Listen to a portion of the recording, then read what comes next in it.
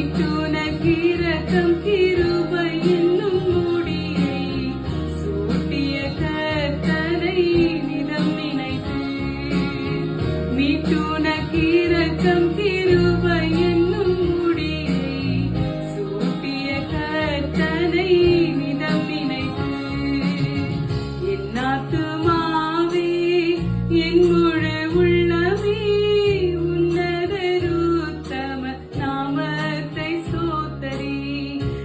ஆத்துமாவே என் முழு உள்ளமே உன்னதனுத்தம நாமத்தை ஸ்தோத்திரி.